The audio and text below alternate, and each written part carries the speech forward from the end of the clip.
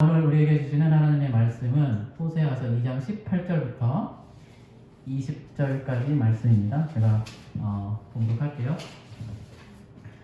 그날에는 내가 이스라엘 백성을 생각하고 들짐승과 공중의 새와 땅의 벌레와 언약을 맺고 활과 칼을 꺾어버리며 땅에서 전쟁을 없애어 이스라엘 백성이 마음 놓고 살 수 있게 하겠다. 그때 내가 너를 영원히 아내로 맞아들이고 너에게 정의와 공평으로 대하고 너에게 변함없는 사랑과 긍휼을 보여주고 너를 아내로 삼겠다. 내가 너에게 성실한 마음으로 너와 결혼하겠다. 그러면 너는 나 주를 바로 갈 것이다. 이는 살아계신 하나님의 말씀입니다. 아멘. 지금 아가서를 하고 있어요. 아가서를 성경을 설교를 하려고 하다가 아가서에서 마땅한 본문을 집어내기가 좀 어렵더라고요. 그래서 아가서의 전체적인 주제가 꼭 이것만을 얘기하는 건 아닌데 아가서의 전체적인 주제 중에 하나가 이거이기 때문에 제가 이 말씀을 골랐습니다. 그래서 아가서를 오늘 전체적으로 한번 짚어보고 우리가 아가서에서 어떤 메시지를 기억을 해야 될 것인지를 좀 생각을 해보려고 해요. 아가서 일단 그 제목부터 쉬르 하슈림 히브리어고요. 뜻은 노래 중에 노래예요. 영어로 아가서가 Song of Songs로 돼 있죠. 이건 그냥 원문 그대로 번역을 한 거고 노래 중에 노래, 가장 훌륭한 노래, 가장 뛰어난 노래 이런 뜻이죠. 우리가 뭐 가수 중에 가수야 하면 정말 제일 잘하는 가수 이런 뜻이잖아요. 예술가 중에 예술가, 요승만네. 그러면 가장 뛰어난 예술가 이런 거예요. 그러니까 아주 아름답고 훌륭한 노래라는 뜻인데 아가는 말 그대로 아름다운 노래라는 뜻이에요. 그래서 하여튼 아가서는 아름다운 노래라는 뜻이고 그 지난주에 잠깐 얘기를 했었는데 히브리어 성경이 제일 처음 번역된 게 BC 2세기에 헬라어로 번역을 했어요. 난 말씀드렸죠. 히브리 사람들이 전 세계 각지로 흩어져서 사는데 히브리어를 잊어버리고 이제 헬라어 말을 차세대들이 쓰기 시작하니까 이러다가 하나님을 아예 우리 그 모세 오경이라고 불리는 토라의 말씀들을 아예 모르고 잘할 수 있겠다 싶어서 번역을 하는데 각 지파별로 5명씩 나와서 70명이 번역을 했다고 해서 70인경이라고 부른다고 했죠. 그러니까 최초로 구약을 우리한테는 구약이지만 유대인들한테는 유대인의 정경을 번역하는 것이 외국어로 번역하는 것이 70인경인데 그 70인경에 이렇게 똑같이 번역이 됐어요. 노래 중에 노래로. 그래서 그 좀 이따가도 나오겠지만 70인경을 가지고 나중에 라틴어로 번역을 하고 라틴어가 독일어로 번역이 되고 독일어를 영어로 번역하다 보니까 히브리어 원문을 가지고 계속 연구를 하는 방식으로 신학을 연구를 하거나 공부를 하는 방식이 없었어요. 20세기에 와서 시작이 된 거예요. 20세기에 와서. 그러니까 20세기에 와서 히브리어 원문을 가지고 연구를 해보니 그동안 교회에서 이렇게 받아들여 왔던 것들 중에 원래 히브리어가 의미하는 것과는 좀 다른 부분들이 많이 있더라. 이런 게 역시 발견이 된 거죠. 그러니까 이게 신학의 발전이에요. 좀 더 얘기하겠습니다. 아가서의 구성은 좀 어려운 게 뭐냐면 다 이제 읽으셨죠. 읽어서 알겠지만 이게 다른 성경처럼 서론, 본론, 결론도 나누기 어렵고 열왕기나 역대서는 사건들로 이렇게 구분이 되어 있잖아요. 이것도 그것도 없어요. 그냥 이게 처음부터 끝까지 이어져 있는 것 같기도 하고 따로따로인 것 같기도 하고 학자들도 이걸 딱 정확하게 구분을 해내지 못해. 그러니까 왜냐하면 자기 주장들이 다 있어서. 근데 보통적으로 그냥 이렇게 이해를 해도 되는 게 1장 1절부터 3장 5절까지는 사랑에 빠진 막 설레는 장면들 나오고 그러죠. 3장 6절부터 5장 1절까지 사랑의 절정, 연애하고 결혼하고 5장 1절에 결혼을 해서 이제 첫 번째 남녀 결합해서 한 몸이 되는 장면이 5장 1절에 나오고 5장 2절부터 7장 10절까지는 누구나 다 겪는 결혼하고 나면 이제 사랑이 이거지 이럴 줄 몰랐느니 이런 장면이 나와요. 7장 11절부터 8장 14절까지가 완성, 사랑의 성수.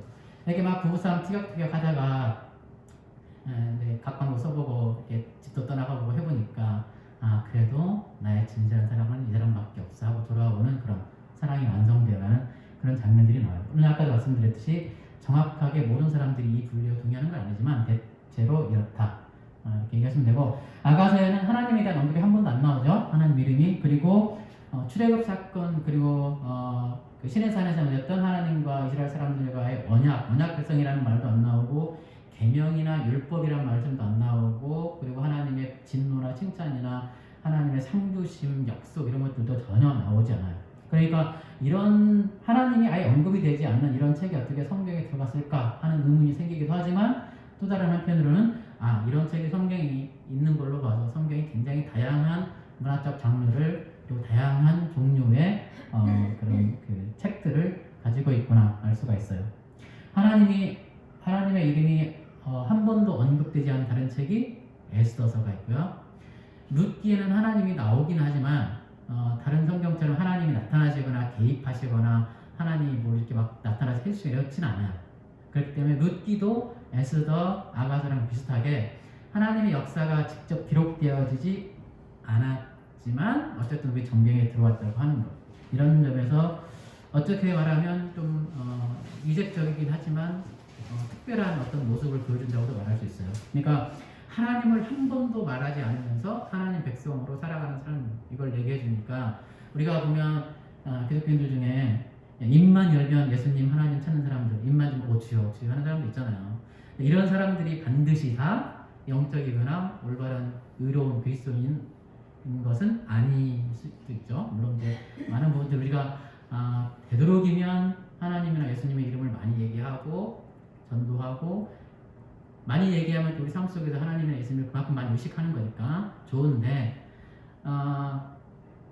그렇지 않은 경우도 사실 많이 보니까 하나님 입만 열면 하나님 얘기하지만 그냥 하는 거 보면 혐오, 증오로 가득 차 있고 정말 반사회적이고 반주성적인 활동들을 하면서 그냥 하나님만 찾는 사람도 있는데, 아가서랑은 이런 책들을 보면 오히려 하나님의 이름을 한 번도 얘기하지 않지만, 그래서 마치 하나님이 안 계신 것처럼 살아가지만 알고 보면 하나님이 아주 원하시고 기뻐하시는 삶을 살아가는 사람. 룻도 그랬고 에스더도 그렇잖아요. 하나님이 안 나오지만 그런 모습도 볼 수 있다라는 거죠. 그래서 이제 이 책에는 하나님의 성전이라고, 성령의 전이라고 말하는 우리의 몸에 대해서, 그리고 우리가 어떻게 보면 가장 호기심도 많고 가장 욕망도 크고 가장 잘 이해를 해야 되는 성에 대해서 어떤 태도를 가져야 되는가, 특히 이성에 대해서 어떤 태도와 가치관을 가져야 되는가, 이런 것들 많이 보여주고요. 결혼이나 성의 문제, 그리고 관계의 문제가 어떻게 보면 우리가 일상생활을 살아가면서 거룩을 실천함에 있어서 가장 분별력이나 지혜가 많이 필요한 영역이기도 하고, 그렇죠?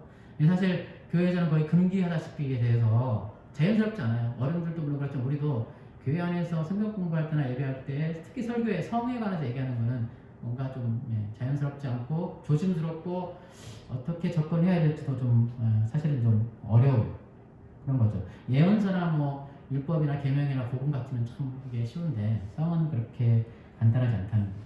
그래서 사랑과 결혼의 문제는 가장 지혜가 필요한, 어쩌면 이런 영역인데, 그래서 아가서가 지혜서에 들어와 있는 거예요. 지혜서가 시편, 잠언, 전도서, 아가서잖아요. 뭐 시편은 그냥 시라고 보면 순수 지혜서는 잠언, 전도서, 아가서인데, 그래서 아가서가 지혜서에 들어와 있다라고 생각이 되어집니다. 전도서와 마찬가지로 아가서는 누가 지었나 하는 문제를 잠깐 언급을 하면, 열왕기상 4장 29절부터 34절까지 나왔나요? 안 나왔나요?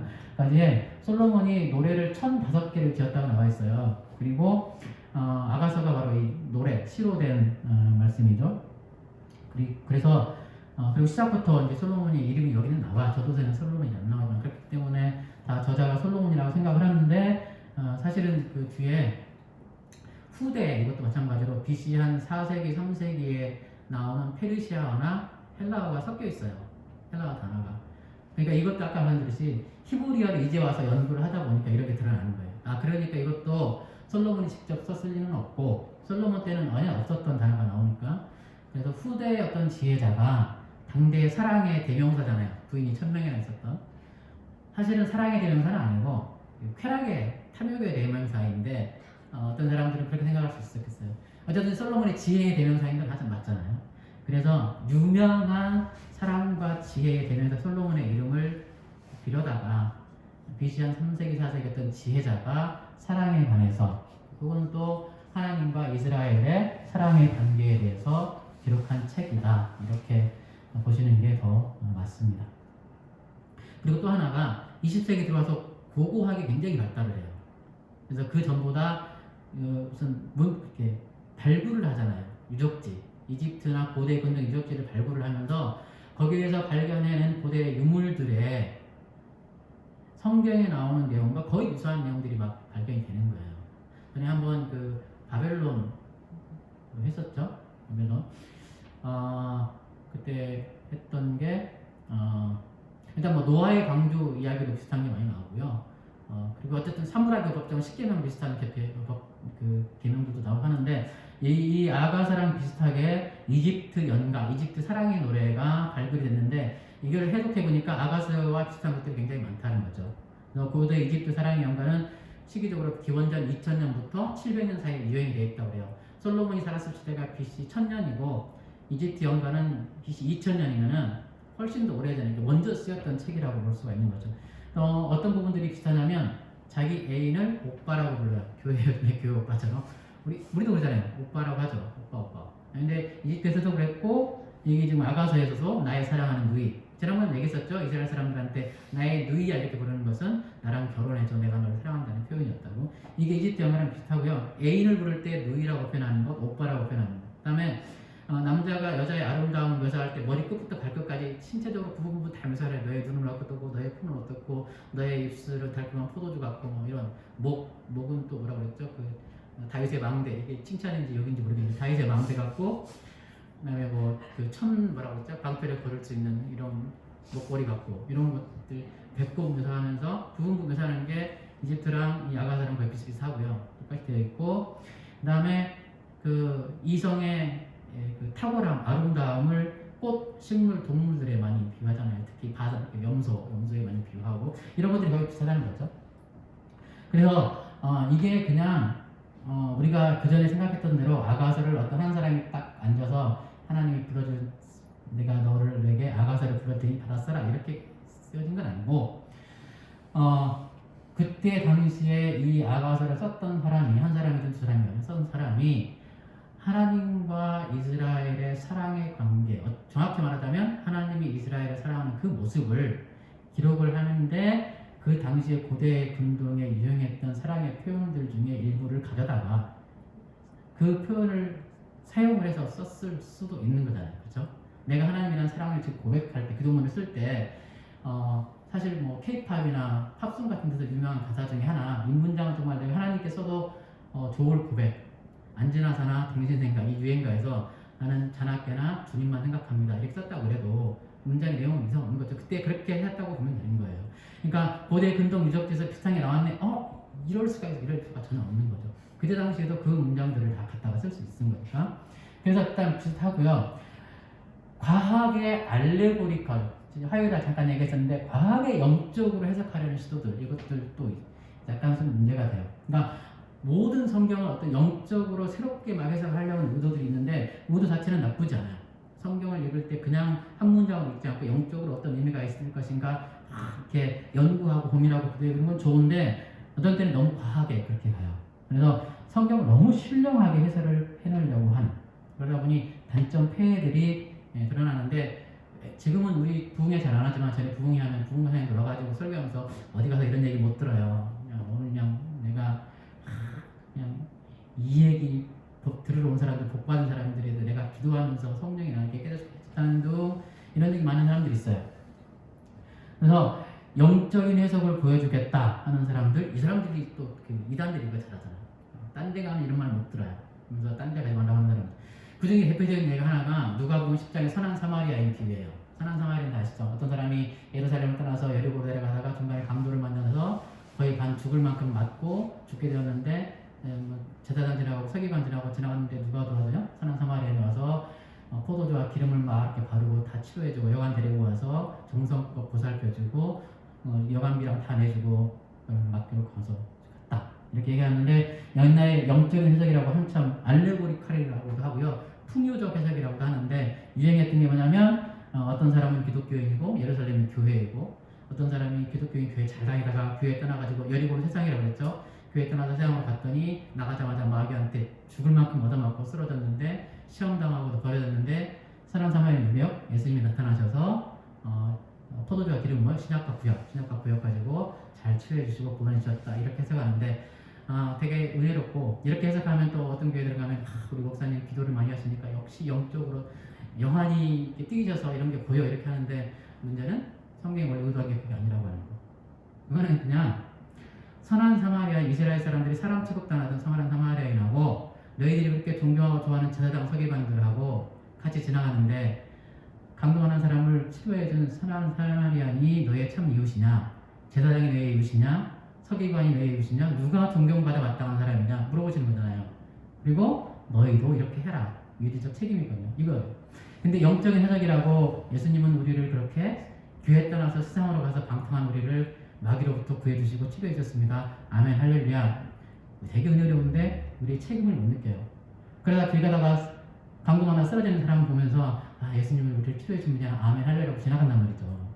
나의 책임이 없는 거예요. 지금 교회가 문제가 그거예요. 교회가 해야 어떤 책임을 자각하고 성경 안에서 그거를 행단을 읽어낸다는 게 그건데 그걸 해야 되는데 그걸 안 하고 오직 하나님 감사합니다. 세상 누가 쓰러져 있는데 그 사람 그거 좀 도와주라고 지금 말씀하셨는데 예수님 우리를 도와주셨어. 아멘 할렐루야 지나간단 말이죠. 그러니까 우리의 윤리적 책임, 사회적 책임 이런 것들에 대해서 무관심하게 돼요. 이 알레고리의 해석이 위험이 그거예요. 그리고 실제로 성경이 그걸 말하는 게 아니고 이거는 선한 사마리아의 비유는 너희도 가서 이같이 하라 이거였어요. 예수님이. 아가서가 또 그렇게 하기 좋아요. 아가서 알레고리. 왜냐하면 지금 너무 세번역으로 제가 일부러 굳이 보라고 했어요. 세번역 보니까 교역개정보다 훨씬 더 적나라하고 선정적이고 야한 표현들이 많이 있죠.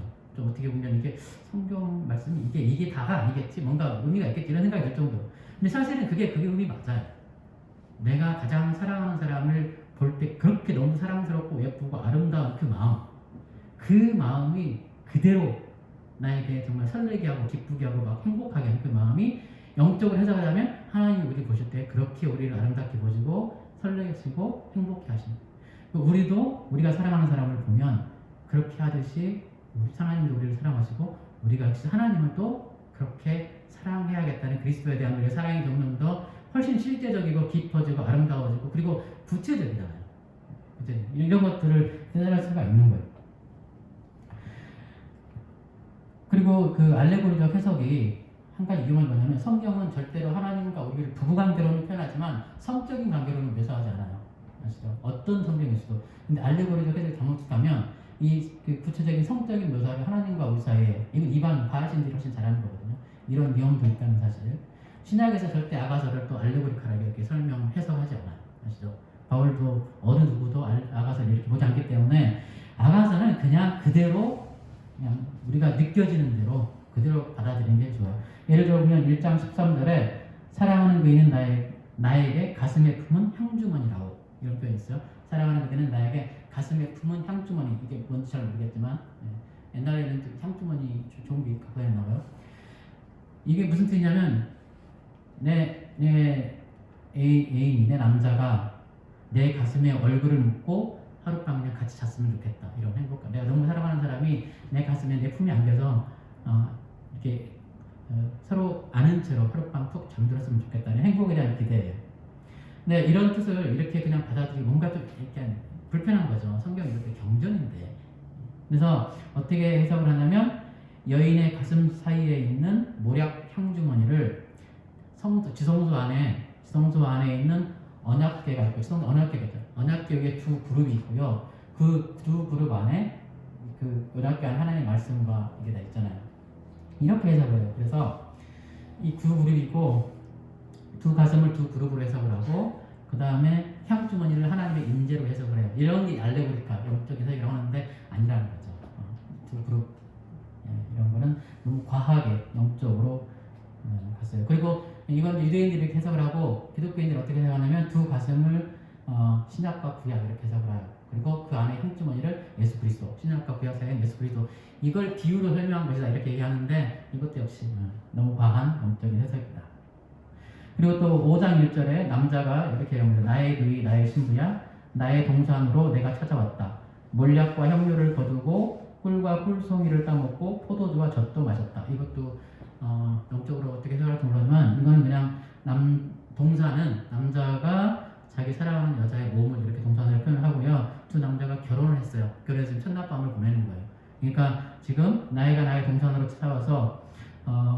알약과 향료, 꿀과 꿀송이, 포도주와 젖은 여인의 몸을 통해서 첫날 밤에 이제 남녀의 결합을 통해서 남자가 얻고 누리는 기쁨과 즐거움을 상징적으로 이렇게 표현한 겁니다.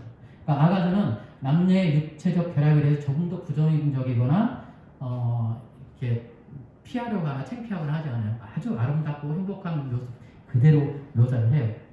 7장 13절에 보면 자기나무가 향기를 내뿜어요. 문을 열고 들어오면 온갖 열매 다 있어요. 햇 것도 해묵은 것도 이미여 내가 님께 드리려고 고이 아껴둔 것들이라고 이렇게 써있죠. 성경 말씀을 안 써줬구나. 그리고 여기 이거 좀 다게요. 그래서 여기 그 자작나무는 뭐냐면 창세기 30장 14절에서 16절까지 이런 게 나와요. 레아의 아들이 합한채라고 이걸 들여서 구해와요. 자기 엄마가 아빠한테 사랑 못 받고 라헬 작은 엄마죠? 작은 엄마인가? 아무튼 라이벌이죠 엄마의 사랑을 받고 자기 엄마는 사랑 못 받으니까 합한채가 이 부부관계를 도와주는 어떤 신부들이었죠. 정확히 뭔지 잘 모르겠는데 그래서 막 좋아해서 이 엄마한테 주잖아요. 그랬더니 이게 라헬이 그걸 해야 달라고 해요. 합한채를. 그러니까 레아가 화가 나면서 너는 이미 남편의 사랑을 받으면서 이것까지 빼앗아 가려고 하느냐. 레아가 화를 내니까 라헬이 내가 합한채를 나한테 주면 오늘 밤은 언니가 야곱이랑 남편이랑 자기 해줄게. 그래서 레아가 남편한테 가가지고 내가 오늘 밤 당신을 합한채로 샀습니다. 오늘 밤 나와 동침합시다. 그래서 동침을 하고 애를 또 낳겠잖아요. 그 합한채가 이거 자기 나오네요. 7장 13절에 같은 거래요. 그래서 남녀의 사랑과 육체적 결합을 자극해서 돕는 식물인데 뭔지 잘 모르겠어요. 그래서 두 사람의 성적인 결합 7장 13절도 의미하고요. 햇것과 해묵은 것은 남녀의 성을 통해서 아직 경험하지 못한 즐거움과 지금까지 함께 해왔던 그 즐거움들, 알고 있는 즐거움들을 함께 가리키는 것이라고 보면 됩니다. 그러니까 성은 하나님의 선물이고 성적인 연합이 건강할수록 둘 사이의 관계도 건강하고 온전하고 친밀한 그리고 깊어진다는 뜻이 있고요. 성은 아름다운 것, 사랑하는 연인이나 부부 사이에 상대방의 몸은 아름답고 귀한 것. 그래서 남녀의 사랑은 그저 정신적인 것이 아니라 마음과 육체가 온전히 함께하는 것. 그렇죠? 내가 그냥 몸은 아니고 나는 마음만 가지고 정신적인 사랑이 플라토닉 사랑이 불가능해요. 이거는 안 되죠. 근데 사실 성을 상품화하고 요즘에 문제가 오히려 성을 되게 이렇게 아름답게 보지도 않으면서 성을 또 오히려 상품화하고 여성을 상품화 이런 것들이 문제죠. 이런 것도 있는데 내가 정말 사랑하는 나의 연인의 몸은 아름답고 소중한 건데 요즘은 그게 아니라 상품화시켜서 상업적으로 가치를 먹이는 거 이런 것들이 사실 대표적이고 불건전한 것들이죠. 특히 성폭행 같은 거, 성추행 같은 거, 남녀의 존귀하고 아름다운 몸에 대한 부정, 폭력 이런 것들이 훨씬 더 문제이고요. 여기 지금 7장 6절, 10절 보면은 구석구석 이렇게 다 묘사를 하잖아요. 이렇게 이런 것들은 근데 구체적으로 사실 현실적으로도 그냥 이렇게는 아니지만 사랑 고백할 때 그렇잖아요. 우리 그런 표현도 하죠. 당신의 눈은 어떻고 호수야 내가 빠질 것 같은 이런 유치한 유행 가사가 있어 이런 것들처럼 이런 것들이 그냥 우리가 일상에 쓰는 언어라고 받아들여주면 돼요. 아가서 성에 관한 부정적 견해가 그동안 기독교 교회 안에 계속 전통적으로 있어 왔어요. 왜냐면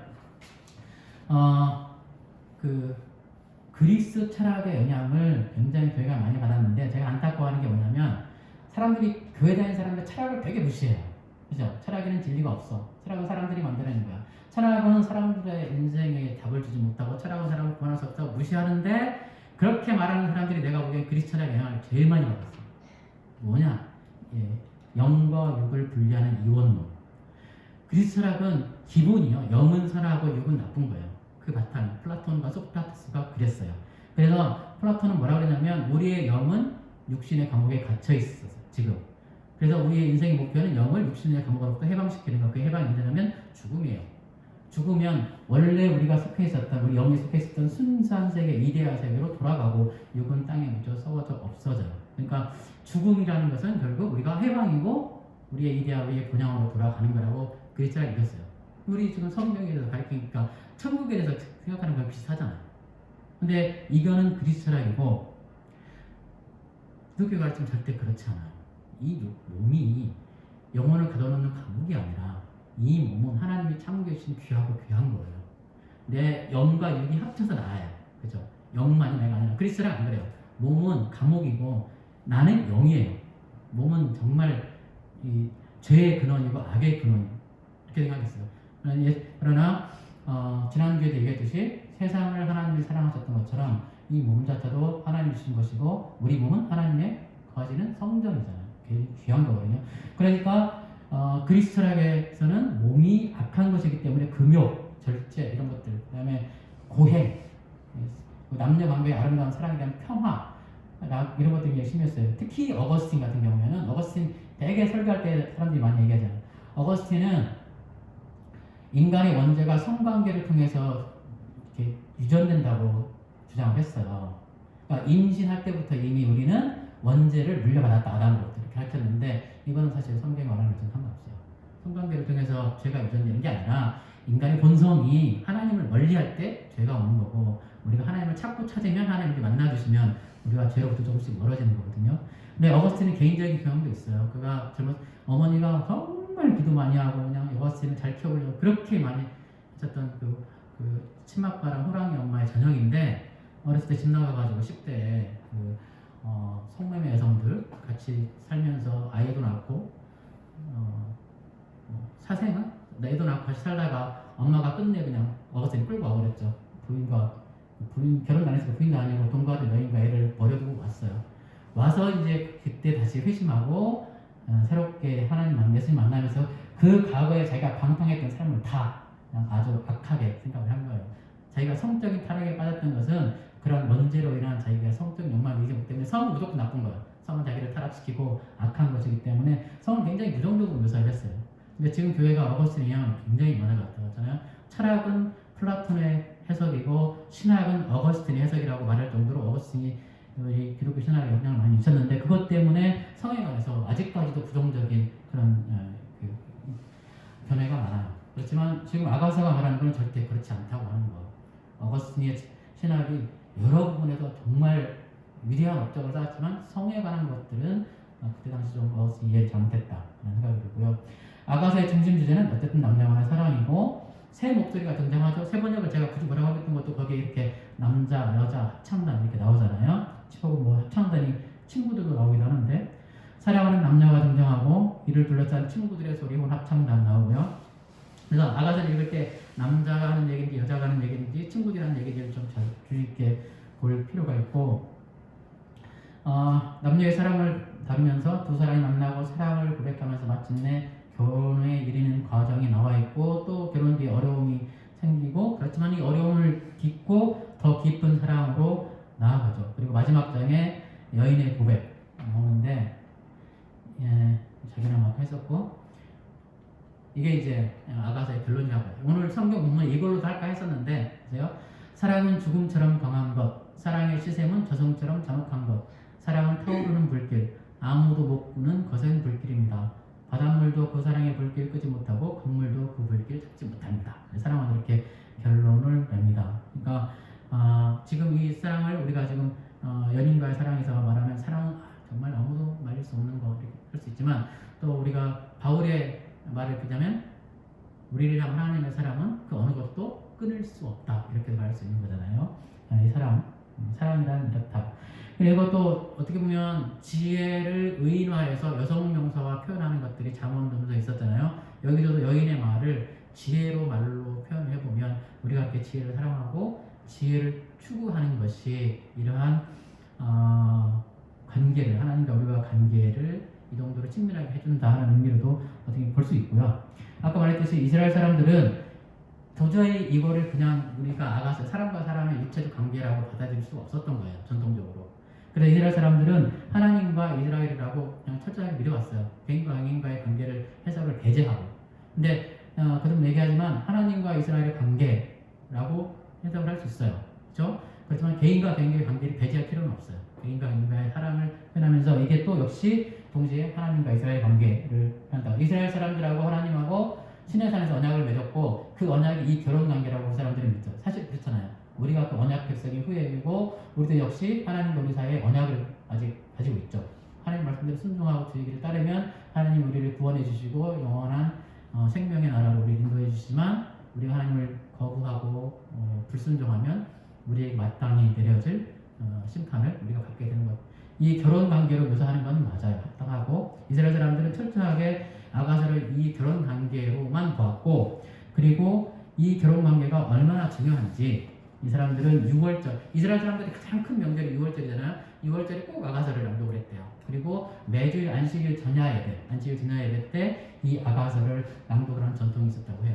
이 정말 아름답고 애절한 이 사랑의 노래가 이스라엘 사람과 하나님 사이의 이 사랑의 관계라고 봤기 때문에 정말 중요하게 생각을 한 거죠. 매 안식일 전야와 이스라엘 사람들의 가장 큰 축제였던 6월절에 이 본문을 낭송을 했던 거죠. 그래서 독점적, 배타적 연인관계, 부부관계가 하나님과 이스라엘의 관계라고 이스라엘 사람은 생각을 해왔어요. 다른 어느 민족도 어떤 사람도 침범할 수 없는 정말 독점적이고 배타적인 그런 사랑의 관계가 하나님과 이스라엘과만 있다, 이렇게 생각을 했던 거죠. 기독교 전통에서는 이걸 받아서 이제 이것을 그리스도와 교회의 관계로 이렇게 얘기를 했어요. 사실 그것도 틀린 말 아니잖아요. 그리스도와 교회. 그래서 그리스도와 우리 교회와 관계가 이렇게 사랑이 깊은 관계, 이 정말 구구절절한 이 아름다운 사랑의 묘사가 예수님께서 우리를 사랑하시는 그 마음, 그렇게 애틋하게 사랑하시는 그 마음이라고 얘기를 하고, 우리가 그렇게 사랑하는 연인을 보듯이 그렇게 그냥 소중하고 이렇게 만지면 닿을까, 이렇게 눈을 오래 쳐다보면 해도 닿을까 막 조심스러운 것처럼 우리가 이렇게 소중하게 예수님을 생각하고 예수님을 의지하고 날마다 좀 그리워하고 보고 싶어하고, 내가 사랑하는 여인을 이렇게 뭐 하나 해줘서 막 이렇게 기뻐하는 모습을 보고 내가 행복한 것처럼 내가 예수님께 뭘 하나도 이렇게 드리면서 행복해지는 마음 있는가, 그런 생각도 해볼 수 있잖아요. 그러니까 예수님과 나와의 관계를 붙여볼 수도 있고요. 역시 아까도 계속 얘기했지만 사람과 사람과의 관계의 사랑의 묘사, 이렇게 받아들일 수도 있어요. 그래서 결론은 이거예요.